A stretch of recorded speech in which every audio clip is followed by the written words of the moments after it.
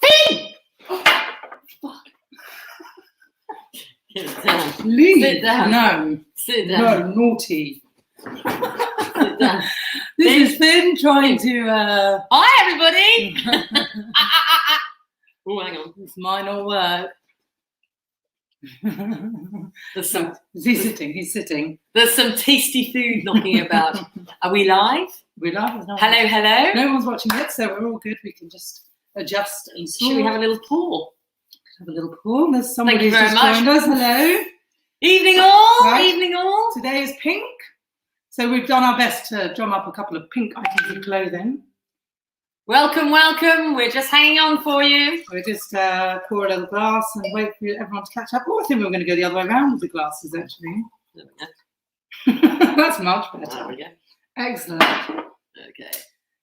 So, yes, it's Sunday and it's 6 o'clock again, which has come around extremely quickly. Is anybody there? Yeah, we've got some people joining. Hi, everyone. Nice to see you again. So Pretty in pink this evening. those of you who joined us on Thursday will realise we had a slight technical hitch, which was we ran out of a battery, and we had two laptops streaming at the same time. And today, I think we've managed to stream to YouTube and Facebook at the same time, which means that everybody's a winner, and you don't have to have a Facebook account, and you don't have to have a YouTube account. You can join us from anywhere. So that is the idea. So has everyone got a glass? Well, hurrah. So welcome YouTube, Yeah, welcome Facebook, welcome. welcome anything else that anybody's using. All around the world. So yeah, so if you didn't already guess it, tonight is Tickled Pink. And Oh, we've got a big we're in group. pink, and we've even got Doggy's got his little Oh, pink hairbrush. And Fenella's just come in with a big group. Hello from Jill, Fenella, Fiona, Wendy, Emma, and Iona, who are all watching via YouTube and Zoom. Who would have Fantastic. thought? Great to see you. Now come on, Doggy, sort yourself out. Hi, Sam. So Sorry. those of you who don't know us, I'm Pam, this is Jude, Hi. and this is our star player who's intent on getting his hands on a prawn. He's nut on a prawn. Just This nut. is little Finn McCall. He's going to start. You just stay there. He's a proper fan of rosé. So this evening is all about rosé. All about rosé. So what is rosé all about? Well, actually, no. Quick roundup. Hi, Ross. What are we talking about? What's been happening this week? Well, South Africa opened its doors again and are now exporting again. But Yep. that's had no great impact on the rosé section, or certainly not ours. No. I'm slightly concerned about how close this is to my ear, but we'll carry on. But the South Africans have quite rightly opened their exports up, which means that there has been a little bit of a lull in wine availability from South Africa, but it should only be sort of a couple of weeks. We've got a few wines out of stock, blockheads, but they're due in about, well, any day now they should be docking. Mm-hmm. That's blockhead Chenin Blanc and blockhead Shiraz. Very important additions. Anything else that we're out of? Not Bit really. short on my favourite wine of the moment, which is the Albarino from River in Spain. But they'll all be coming back in, so it's no problem. It will really. be back soon, so just keep watching the space on HannibalBrown.com. There's plenty of wines at the end. A few more hellos here. So Karen, thank you, spotted our pink theme. Evening, Very Karen. hard. Evening, Hi, Luke. Karen. Hi, Ross. Hi, Epsom Hockey Club. Nice to see you. Simon Contra and Amanda, we hope. Hi, George. Presumably Mark's there too. Nice to see everyone joining us. Well done, and I'm glad you like the pink. So I suppose we should actually, because we specified two rosés that we were going to sort of talk about this evening, which are two rosés that we love, and they're both very different to each other. Yeah. So we were going to start talking about this little chappie. I'll just get a little bit closer so you can see it. This is a Pinot Noir from a winery called Villa Wolf, produced by Dr. Ernst Loosen, who is reputed, or arguably, one of the top wine producers in the world. And he's German. Very unusual. Shock horror. Very unusual to get German rosé for one thing, and very unusual to get German Pinot Noir rosé. Mm-hmm. Ordinarily, Pinot Noir makes red wine. But I suppose that's probably a good question, actually. You know, what's rosé all about? How do you make it? Anybody know how you make it? Put it out there. So this particular rosé is a light, delicate rosé, very nice delicate colour. Yeah. We would describe it as being slightly off dry. Yes. Now, the thought of slightly off dry German rosé might make a lot of people run a mile, but actually it's really beautifully made and it's stunning. Yeah. And if you've got the right food with it, that's where the importance lies. Yeah. So we had a phone call this afternoon from Gemma, actually, and I know Gemma's there with Ross. They're making a red lentil curry with a bit of spice to it. And she said, which one of the rosés should I be drinking with it? And the answer was definitely the Pinot Noir, because it's got that nice bit of fruitiness and a little hint of sweetness, although it's not sweet, don't worry. Yeah. It goes really well with spice and pepperiness. So anybody who's drinking this evening, when you open it, you may well find a little bit of spritz. Now that spritz it's nothing to be worried about, and in actual fact, it will just disappear after a wee while. But what generally happens with most white and rosé wines and red as well is there's a gap between the fill points and the closure, and the winemakers often just sort of put they pump a little bit of CO2 gas in there, and it just keeps the freshness in. That's all. So if you unscrew it and it goes, don't be surprised, and it might have just a touch of spritz, but it gives it that nice sort of height and nice freshness. And it's only really the first glass, isn't it, that has the spritz. Yeah. Think of it as a nice thing. So rosé splits opinion, and a lot of people love it, and a lot of people won't go near it. I remember when I used to work for a massive wine pub company, and my boss, who was a jolly good Scot, Stevie Stewart, who now actually produces Stewart's, he's got Stewart's Brewery up in Scotland. He always said, pink rosés for girls. How wrong he was. Now that was good. That was probably about 8 or 10 years ago. And I suspect there's probably 80% of wine drinkers, whether they're male or female, now have a drop of rosé from time to time. Definitely. I mean, over the past 10 years, it's something like 20% each year increase, isn't it, on rosé demand and consumption. But if ever there was a category in anything really, let alone wine, that can split opinion, it is rosé, and it's because this is really where you get the ugly as well as the fabulous. And I suppose we could just talk about the uglies, couldn't we? In fact, why don't I just go and grab an ugly one? Okay, you go grab an ugly. I'm just going to mention food. So with both of these rosés, actually, we've gone with some little prawns with a piri-piri mayo, and then there was a bit more parma, but actually when we were setting up, Finn saw the opportunity to have a quick lick, which took off about half of the board, which is unfortunate. So we might not have the parma ham at this point. Here we go. That's what you call ugly. I mean, we're talking colour here. Yeah. And I wonder if, let me just hold it up a bit. I wonder if you can see that. So it's a sort of browny orange. It's an example of a wine that has oxidized in the bottle, which fundamentally shouldn't have happened, but it's old, it's been sitting about, and eventually the colour will turn. And it is these days, in the year of 2020, it's all about the colour. And certainly the supermarket buyers, pretty much all sort of wholesale buyers, if you like, they're looking for colour. So actually, before we go any further, that leads me on to my first question, which I'll be really interested in. And hello to everyone else who's joined us since, which is, Suki, Ross, nice to see you. Kelly has spotted we're in a slightly different location. Obviously, the big guy needs his sleep, his beauty sleep, so he's wanted to sit on the sofa this time. So one of the questions we were going to put out there. Oh, hi Anne, by the way. Hi Anne, well done from Scotland. So when you're choosing a rosé wine and you're looking at, let's say, the shelves, and let's hope it's not a supermarket, but we know that from convenience perspective, it probably is 90% of the time. What do you choose your wine on? What is your one go-to factor when you're looking at a rosé that you think that should be all right?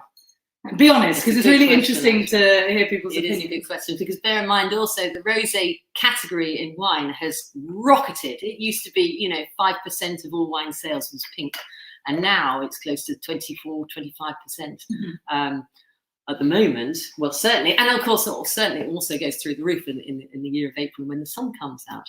That's not to say that it doesn't get drunk throughout the year. It does, but the majority gets drunk in the summer. And the nice thing about European rosés is they coincide with the summer months. So the new vintages, and bear in mind you want to drink rosé really young.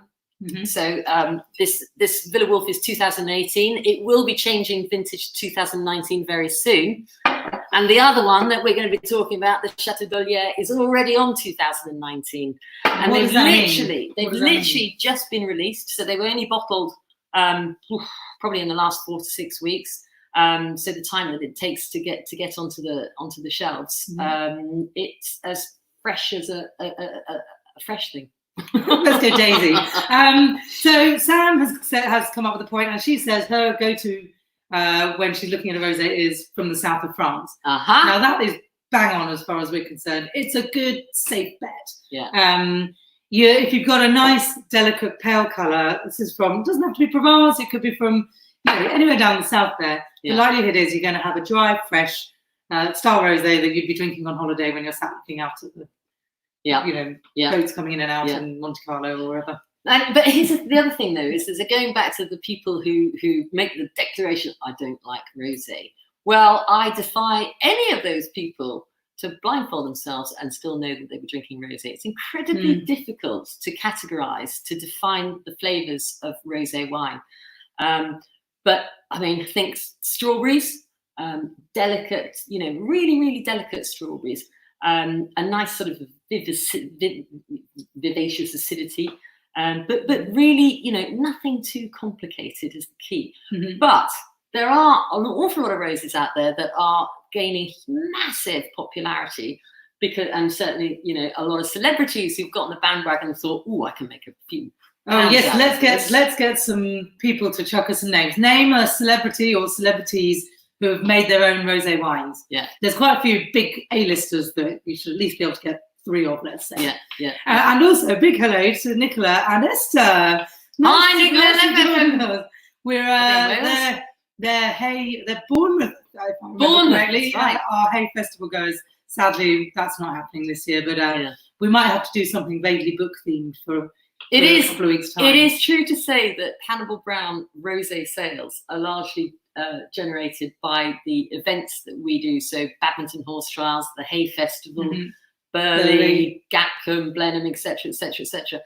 Because it is a wine to just really enjoy with your pals, isn't it? Yeah, absolutely. It's lighthearted, but it can be decent quality, of course. But it's a bit of fun for the sunshine. We've just got some answers coming through here. So Beckham, I'm not sure Beckham's made his own rosé, actually. Good guess. Luke's coming with Brad Pitt and the Home Wrecker. Brangelina. Yeah, absolutely. They were almost the first big names, weren't they, recently? They made the Mirabelle rosé, which is very nice, actually, but way overpriced. Fancy bottle. But it works for some. No question about that.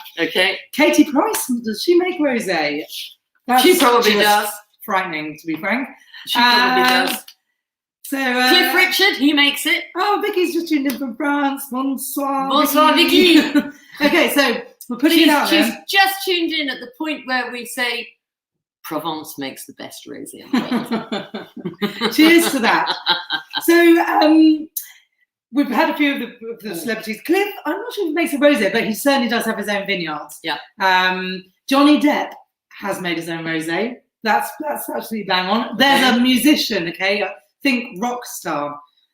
So put it out there. And another question that we had putting out there was, we want to know what people choose their wines on, their rosés on, when they go to the supermarket. So Sam said she checks for one from the south of France, which is a good call. Well, that suggests that she's looking for dry. Yes, if you like a dry rosé. I mean, there's other people out there who still like sweet rosés. Well, here's the question. What is the most successful rosé ever in the world? I'll leave that one with you for a moment. Think about that. So, Bon Jovi, sorry, the answer just come in from Epsom Hockey Club. Bon Jovi, shall I just say a little word about this? Yes. Bon Jovi and his son brought out a rosé recently called Hampton Water. When I say recently, it was probably about 2.5 years ago now, if not more. I'm presuming everybody has heard of Whispering Angel. So this marketing rosé success that has swept the world of people. Huge in the city, not so huge now. It's a it's a brand. It's a brand, but it's sort of high-end rosé with fancy branding. But it's not from Provence, but it's Southern French. It's from Bordeaux. Oh, is it Bordeaux? Okay. And it's got the lovely delicate, I'll try and get my top out of the way so you can see, it's got the lovely delicate colour, but it's been a huge success. Anyway, in the States, in the fancy pants, Hamptons areas, they call Whispering Angel Hampton Water because it's what they're drinking by the bucket load because they're all doing it for status and to show off that they're drinking something that other people have heard of. So anyway, so when Bon Jovi and his son brought out their wine, they decided to call it Hampton Water and just cut straight to the chase, I guess. So, which is interesting because that's a bunch of Americans who've cottoned onto the point of actually how delicious and refreshing dry rosé can be, because of course the majority of rosé that is in the US is all those nasty big brands, the Blossom Hills, the Beringers, and the Gallows and what have you. But those style of rosés, these very, very sweet rosés, I think it was Sutter Hill, in actual fact, which is a big winery winery estate in California, fell upon the concept of making a sweet rosé out of white Zinfandel. Now, white Zinfandel is great, not to be confused with red Zinfandel, which makes massive, massive red wines. It's also known in Italy as Primitivo. That's the grape variety.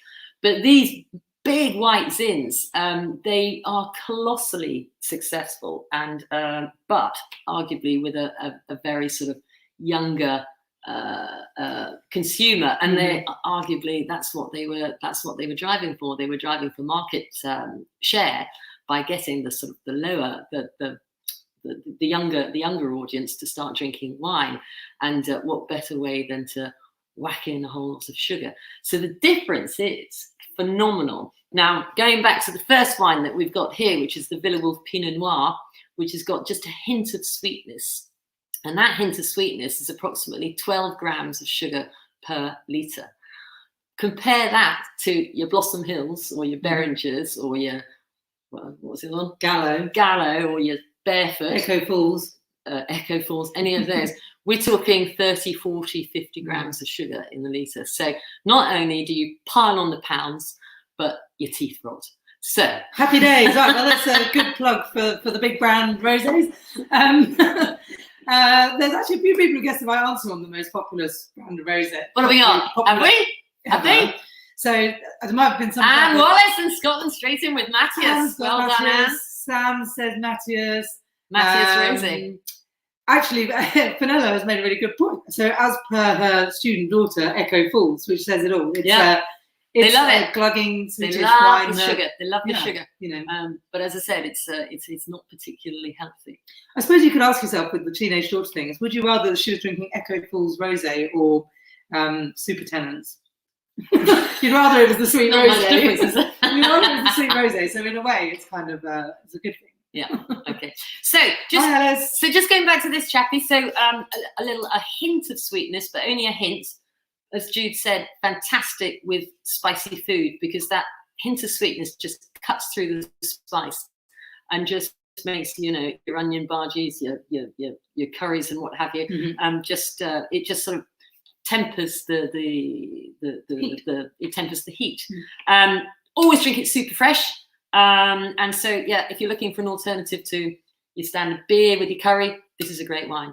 What have we got in the same style in terms of actually spicy food, other wines? Well, we're actually a week today is curry night. Oh yes. Oh no, it's not today. A week on Thursday. Yeah, on Thursday. So we're going to be talking wines that go with curry then, but certainly soft fruit like a Riesling that's dry but not super dry. Yeah, a really nice option. Gewürztraminer, which is a lovely aromatic wine that's got a softness as well. So we've got quite a few that go really nicely with spicy food. So give us a shout if you want a few sort of tips on that. So just going back to rosé, because one of the things Pam often says in when we run our tastings is the rosé is a result of a failed red wine. Yes. So, or used to be. That's how sort of the mass market rosé sort of came. Correct. So explain. Yeah, so essentially rosé was what we call a byproduct of red wine that just fails. So if you imagine your little grapes that are growing and growing on your vines, and maybe the weather's not right, and they don't ripen, they don't mature, they don't get potential alcohol in them.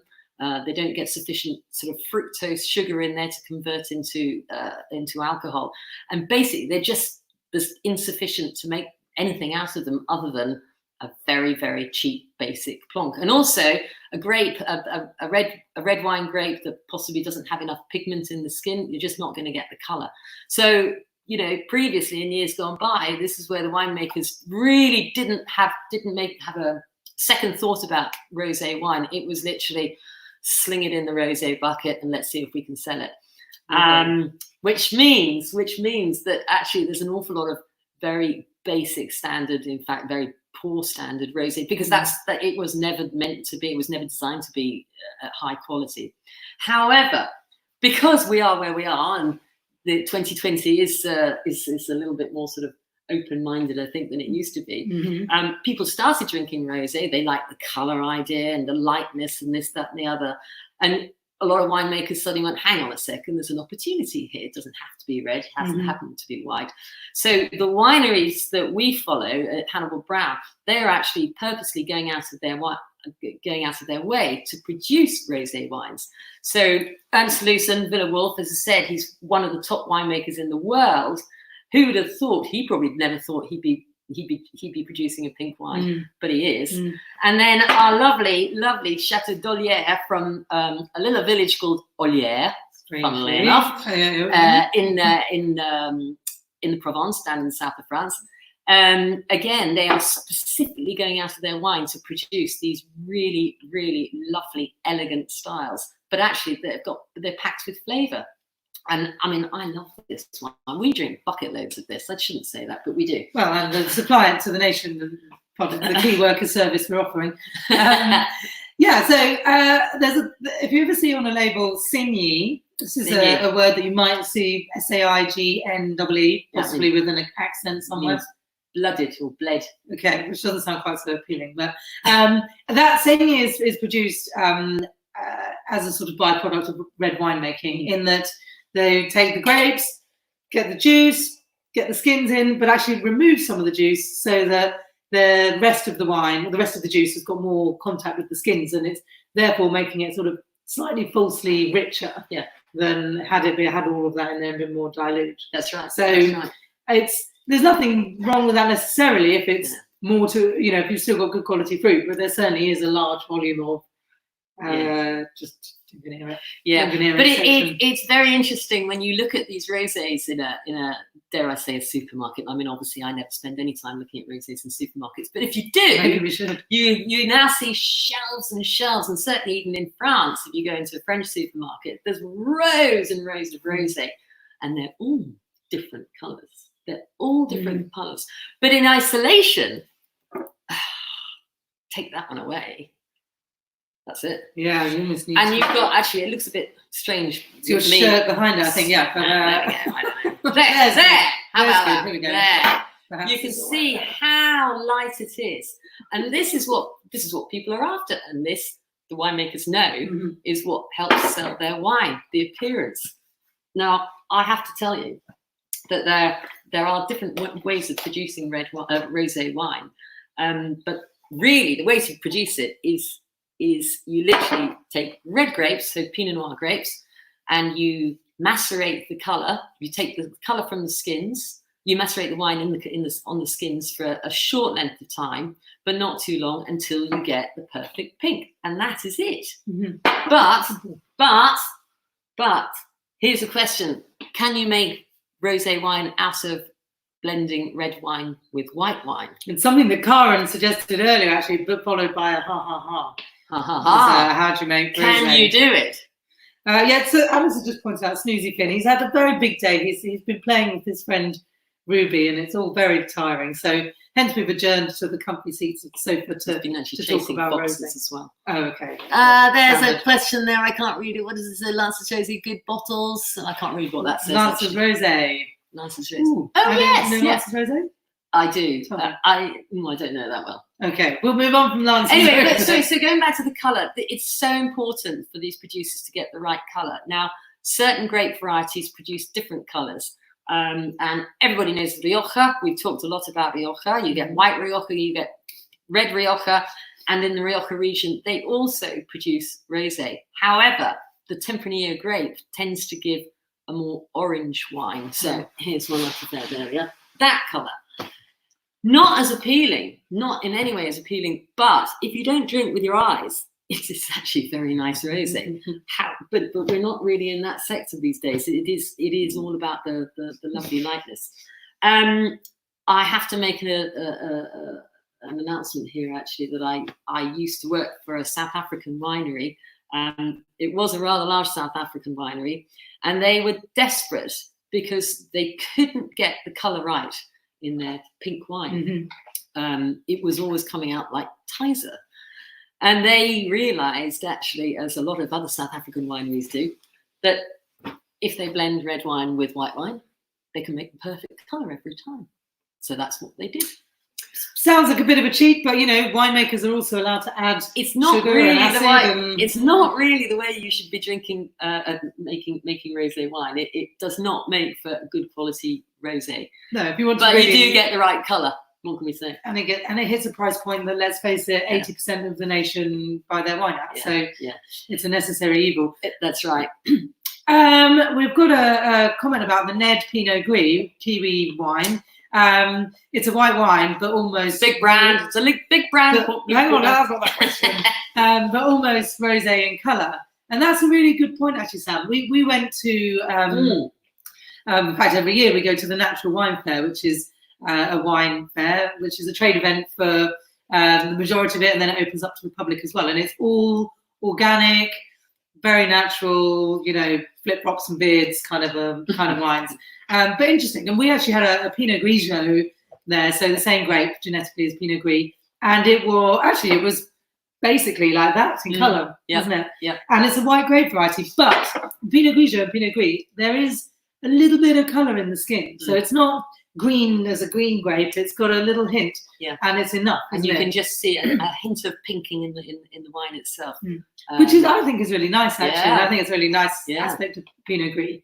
And you do sometimes see it. We've been to a lot of Koshu tastings. Koshu is a Japanese white wine, but when you see the grapes on the vine, they're sort of a bit more delicate than Pam's shirt colour. This isn't very delicate. No, it's not here. Much more delicate than Pam's shirt colour. And Koshu sometimes has a little hint of pink about it. It's a really gentle, delicate wine, although the price tag isn't quite so delicate. 20 quid for a bottle of Grace Koshu, unfortunately. No, it's nice. It goes very well with your sushi, and that's what they're trying to go with. Yeah. So who's eating with their rosé, and what are you eating, and does it work, and does it go well together? That's what I'd like to know. We have with our Olière. Yes, here we are. The remainder of the Serrano ham. We can just put that there. So that one might have been licked. So let's go with these ones. God. We'll go with these ones. It's all about herd immunity in the household. So this is a little chorizo parmesan and parma ham package, which I think will go really nicely with the Chateau d'Olière rosé, which is the one that we've opened and we're drinking this evening. Mainly because once we've finished here and wrapped up, we're going to crack on the gambas and have Portuguese-style kind of peri-peri prawns, but not too spicy, but it will go really nicely. So there's tactics to our choices. Yeah. So a little bit of saltiness in the parma ham, coupled with just a hint of ripeness. There's very little sugar. I think it's 0.5 grams or something in the Olière. So it's bone dry, but it doesn't come across as bone dry because the amount of lovely ripeness in the wine. So that ripeness pairs nicely with the salt. It's a really nice combination, actually. And they're both leave your palate quite fresh because they're quite zingy, and in fact it even lifts the wine. It lifts really the wine, which is similar to the Villewolf Pinot Noir Rosé. When you put it with spicy food, the spice actually tends to lift the wine and just sort of like opens it up and just.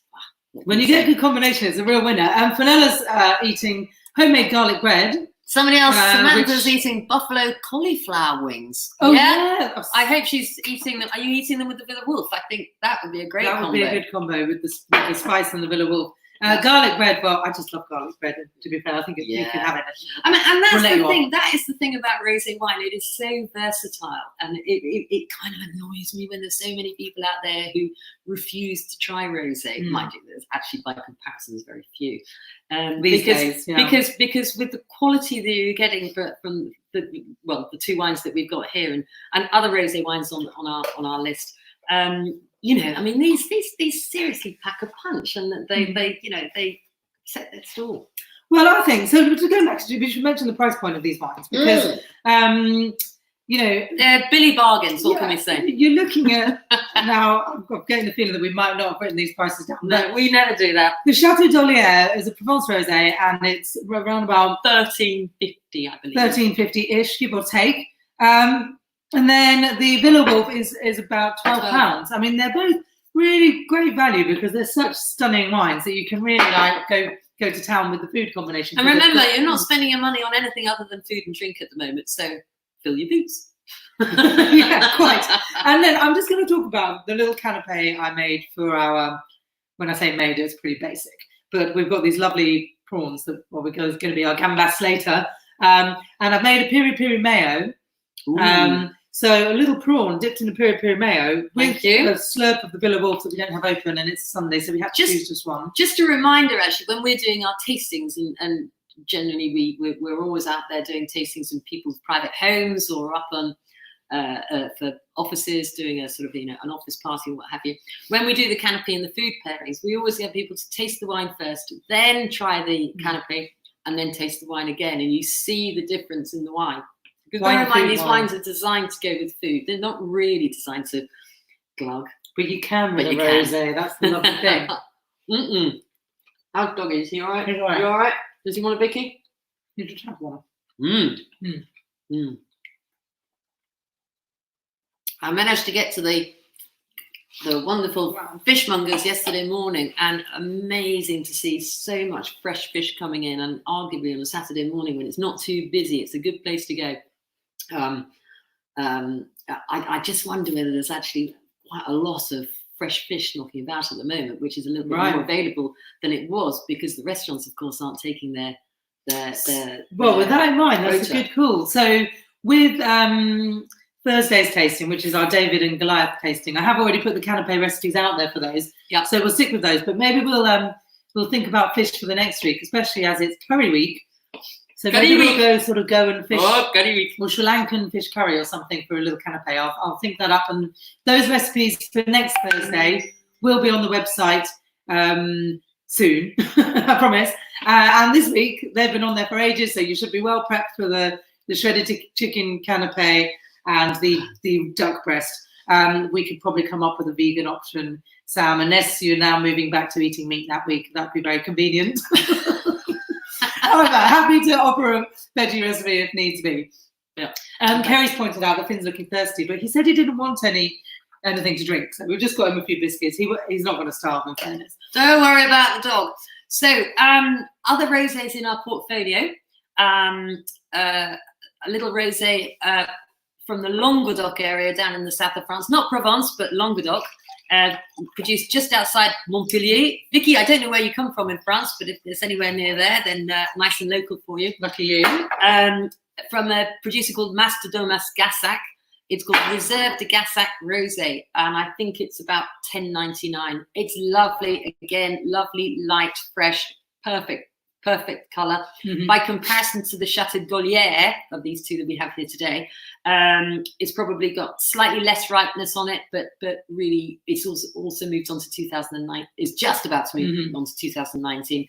So just lovely. And it's a lovely dry fresh rosé, yeah. And all we need is the sunshine, really. That's all we need. So we also, rosé pulls in our other sort of, we've always had a bit of a lust for wine from slightly more unusual language, slightly more unusual origins. And two others of our rosés. One is from Morocco, from Meknès, up in the north, near Fez. Which Mrs. Brown of Hannibal Brown is drinking this evening. Oh, yeah. Cheers, Doreen, if you're there. Cheers, Doreen. And the other is called Zuina. Domaine de la Zuina. Domaine de la Zuina. It's a Mourvèdre Tempranillo rosé. And when you usually see rosés made from Tempranillo, you're back to Rioja land and they're kind of this colour. Yeah. Scary. But this is really delicate. It's lovely, isn't it? Well, it is. And I mean, true to say, actually, that anybody who's been to Morocco, and certainly when we went to Morocco, we found nothing other than awful wines. And it wasn't until we came back that we discovered the Domaine de la Zuina, which is produced by 2 French winemakers. I think they're from Bordeaux, actually. In fact, yes, they are from Bordeaux. So they know a thing or two about making wine.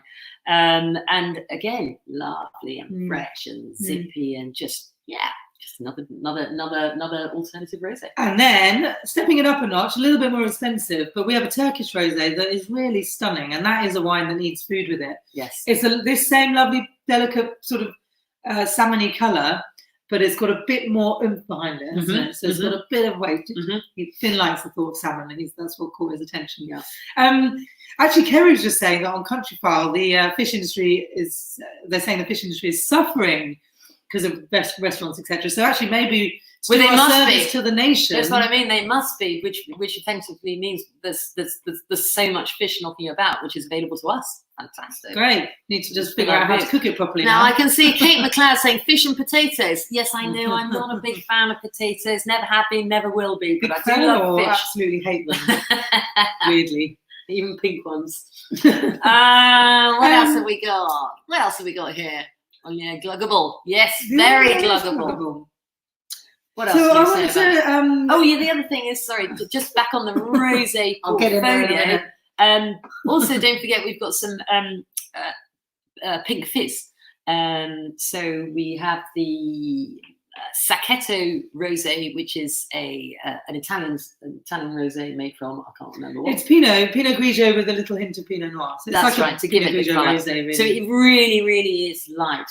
Oh, and that word that I hate. Oh, it begins with B and is associated with rosé. What do you think it is? Well, there might be a bit of delay on this. You might just have to sit and cringe for a while. They do. It's probably what I'm doing right now. Come on. The Americans use it. Well, the point is that it is a bit of an American expression, and I've never understood. I've been in the wine industry for God knows how long. Suki's got it. Well done, Suki. Blush. Don't really know what it means. I've never understood the definition of blush. I think it just gives you the impression of the light colour. I think that's exactly what it seems to mean. And yet, if you look at the rosés from America, where this expression comes from, they're not in this. They're not that colour. Maybe Americans blush to a deeper purple than we do. Bigger and bolder than everybody. That's what it is. Simon and Luke are enjoying an English rosé. Blush. Yeah, you're all coming in with blush. Well done, everyone. Just keep saying it. Keep blushing. Woodchester Valley. I don't know Woodchester Valley, but actually some English rosé, much like champagne, and we'll talk about champagne in a moment, can be fantastic. But again, you need to have the quality, and we do suffer with the weather in this country, but it is getting, with global warming, is getting a bit closer to rosé producing, maybe. Remember that those English sparkling wines, whether they're white or rosé, always slightly higher in acidity because it's a slightly cooler climate, so you get more obvious acidity. Some people love that and prefer it to the champagne style, which is a little bit less acidic. But having said that, they say, and I've said this before, the people of the Champagne region are rumoured to have the most acidic stomachs in the world. So that's an awful lot of champagne. Yeah, it sounds bad to me. So here's a question. Yes. Yeah? So can a rosé age? Well, you tell me.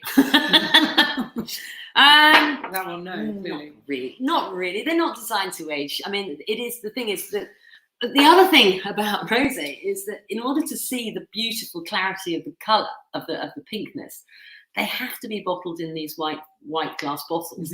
You do get roses in green bottles, and arguably that's a better bottling system because the glass colour protects from UV rays, which will instantly change the colour of the rosé. So bottled like this, they're really, the colour's just going to get deeper and deeper and deeper and sort of less attractive. This is, we've only just moved on to the 2019. We were still drinking the 2018 about 10 days, 2 weeks ago. And it was, It's Still really consistent. Still good, yeah. So I would say you want to drink your rosés within 12 months to maybe 15 months. But 15 months, I would say, get on to the most recent vintage. So another good tip for when shopping in the supermarket or looking at shelves. Yeah. Obviously, when you're not. Yeah, exactly. Do not go for the Billy bargains when they're 2014 vintage. They are bothered. So look for new vintages as well. So if you've got 3 or 4 wines and you've gone Southern French, like Sam said, and you've got vaguely your price bracket sorted, you maybe whittled it down to 3 or 4 choices. Yeah. If only one of them is 2019 and the rest of 2018, go with the 2019. Yeah. I think somebody asked the question: how do you know whether the wine is going to be sweet or dry? When you're looking at a raft of different rosés. And that's a really good question. I think somebody asked, and maybe I might have planted it. But the simple answer is, I mean, this isn't telling you anything. It's just telling you the name of the chateau from Olière. Olière is the name of the village. People will not have heard of it. It's a tiny, tiny little place, and it's from Provence. Well, Provence is the key, because I don't think Provence produce a sweet rosé. In fact, I would bet my life on it that all Provence rosé is dry. And I think it's probably arguably true to say that European rosés are probably more likely to be drier than, say, New World, and particularly America. So the US, the US produces fantastic red wines and white wines. But they have been sort of suckered into the bulk markets with their rosés. So it's almost the Australia cycle of it going. It's going to come round again once they realise everyone doesn't want that. Yeah, exactly. Then we'll be on the next rotation of palate pleasing. Exactly. So Spanish, very likely to be dry. Probably going to be a darker colour. Yeah. Usually. Yeah. Now remember, so we did touch Matthias Rosé. Now the reason why, I don't know how many people have tasted Matthias Rosé. I can't remember tasting Matthias Rosé since I was about 4 years old. that's what it's made. And for. I probably loved it actually because it was Bizante, so slightly pétillant, slightly sparkling, which is really attractive. And just slightly sweet, not hugely. In fact, I think it's around about the same sweetness as the Villebulf Pinot Noir Rosé that we've got this evening. 14 to that's 12. There we go. So not much more, but really, really ripe. And of course, it came in its lovely little dum. Still does. We did a Christmas event about 4 years ago in Shoreditch somewhere. Yeah. And it was a foodie kind of festival, and we had Matthias set up next to us, which instantly was a bad thing. And they were sort of relaunching Matthias Rosé. Yeah. So they had this massive setup and all of their marketing material, giving away free bottles of rosé next to us, trying to sell rosé. I know. They probably told more than we do. You win some, you lose some. However, it's not a bad option. It's far better than, God forbid. Okay, Isabel Clough, I can vouch for 2019 rosé. Good girl, Isabel. What are you drinking? I know you, Isabel, liked the Zuina. Am I right in thinking that you liked the Zuina? Moroccan rosé, yeah. Well, the most important thing on these Sunday sessions is that you just bring a glass of anything and join in the chat, really. Yeah. Actually, my dad's come in. So he's asking potato salad and lamb. Well, anything your dad drinks has got lamb in it. It's true, or eats rather. Let's say. Denby's vineyard has been mentioned. Now, Denby's... I thought they plugged in. I'm sorry. No. Well, should we check before we talk about them? We'll tell a thing or two to Denby's about how to make Sam has said that she's all right with the rosé from local Denby's. I've not tried it, so we will just suspend prejudice at the moment. We'll try it and we'll get back to you. But although we know you've got quite a good palate. Anybody who knows Denby's is quite a large vineyard actually down in Dorking in Surrey. But they actually made their name from pudding wines, dessert wines, and that's really how they managed to do a really good deal with Waitrose to list their wines. But they really didn't produce very much, and it's only in recent years they've started producing slightly drier wines. They're okay, but really, if you want to go down the Denby's route, think pudding wines. That's what they're best at. And also vineyard tours, quite nice to visit. Oh yeah, you can get on a little train there. You could just buy a bottle of something else on your way out. Right, Are there any other questions? What else have you Okay, said? so rosé is a massive subject. Yeah. But the key, I guess, is if you want, I think. Sorry, go on. if you want to make sure that you've got your dry rosé as your option of trying to pick. Often, if you read the description, there'll be warning signals like ripe strawberries, for example, is a bit of a klaxon for me. Go for. But just to say though, it is very difficult to describe rosé wine. So That's true. I mean, a really good idea. And we haven't done this either. We should do it. To go away, blindfold yourself, and get somebody to get you, a red, a white, and a rosé, and see if you can pick out that rosé. Because arguably, it's very difficult because they really are difficult to characterize. So, what about rosé champagne? Actually, which some we've not spoken about. Why do they make rosé champagne? Is it sort of just to fill because there's a market for pink? Or that's a good question. That's a really good question. Why did they start making rosé? When did they start making rosé champagne? I wonder. That might answer the question as to why. Well, the most successful rosé champagnes are Laurent Perrier rosé and probably Bilka Salmon rosé, which is really good. Stylistically dry. Do they taste any different if you were blindfolded to a white champagne? Arguably not. You probably wouldn't be able to tell the difference because we really are talking about a steep of colour from Pinot Noir or Pinot Meunier grape. All they're doing is just and the Boozy Rouge, which is the edition, which is the red wine edition.